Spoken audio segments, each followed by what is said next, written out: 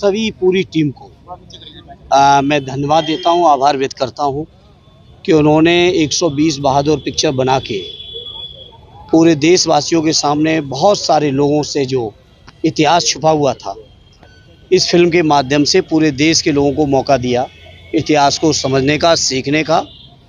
और जो सदैव नेताजी ने हमेशा कहा कि दुनिया की सबसे बहादुर फौज कहीं की है तो हमारे हिंदुस्तान की है।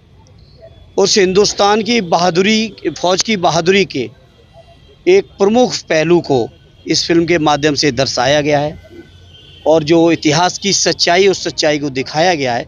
उसलिए पूरी टीम को मैं बधाई दूंगा, पूरे जिन्होंने ये पिक्चर को बनाया है।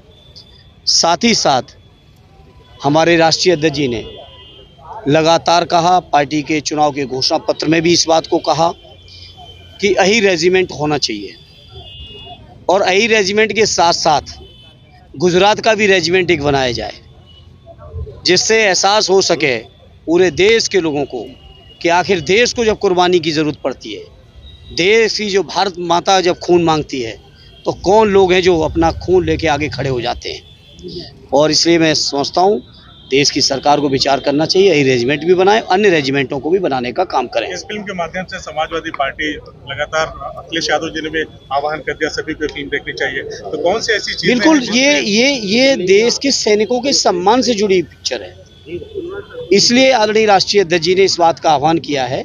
और उनके आह्वान पर मैं समझता हूँ आज हमारे पूरे आजमगढ़ की पार्टी, और आजमगढ़ ही नहीं, समय के साथ साथ अन्य जिलों के भी लोग, पार्टी के ही नहीं बल्कि आम जनमानस इस फिल्म को देखेगा।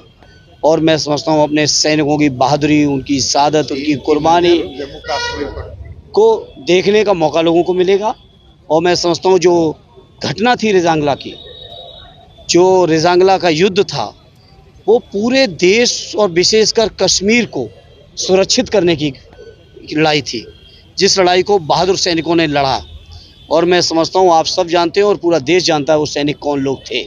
चीन कब्जा करना चाह रहा था 62 के युद्ध में, लेकिन उन सैनिकों ने अपनी कुर्बानियां देके। सर, महज संयोग है कि जिस समय के आसपास ये फिल्म रिलीज हुई, इसमें 120 अहीर बहादुरों की शहादत की बात बताई गई, उसी समय में एक हमारे देश के नागरिक को संघाई में गिरफ्तार किया जाता है, एयरपोर्ट पे रोका जाता है और कहा जाता है कि अरुणाचल प्रदेश जो है वो चाइना का हिस्सा है।